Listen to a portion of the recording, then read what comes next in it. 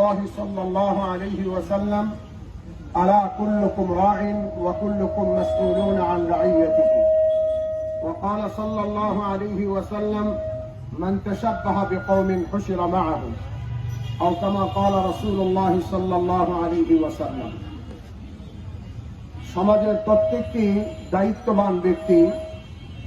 সমাজের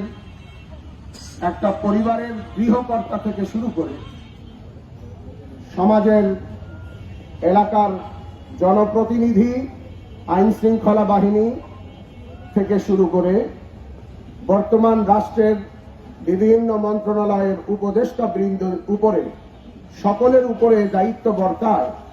যে 90% বেশি মুসলমানের এই দেশে যাতে বিজাতিদের কোনো কালচার এবং তাদের কোনো মতাদর্শ এবং তাদের কোনো আদর্শ আমাদের সমাজকে, আমাদের যুবকদেরকে নষ্ট করতে না পারে, আমাদের ঈমান হরণ করতে না পারে, এ ব্যাপারে সকলে সচেতন থাকে এবং এ ব্যাপারে সকলকেই আল্লাহর দরবারে জবাবদিহি করতে হবে। একজন উপদেষ্টা তার পরিচয় উপদেষ্টা পরে, আগে তার পরিচয় সে মুসলমান। একজন আর্মি কর্মকর্তা তার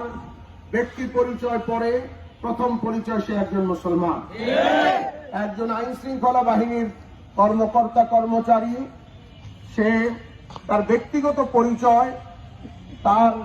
ব্যক্তিগত পদবি পরে, প্রথম পরিচয় সে একজন মুসলমান।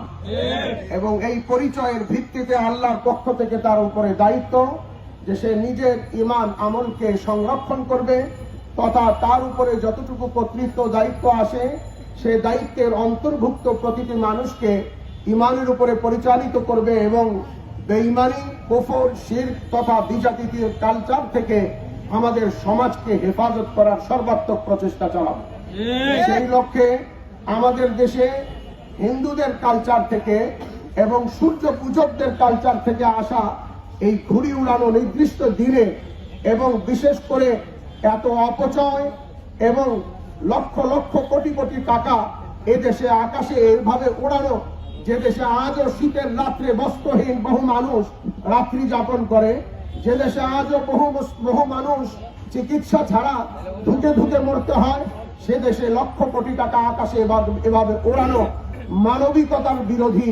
ইসলাম বিরোধী, সমাজ বিরোধী। আশা করি এই সমাজ বিরোধী, মানবতা বিরোধী, ইসলাম বিরোধী কর্মকাণ্ড থেকে আমরা নিজেরা বিরত থাকবো,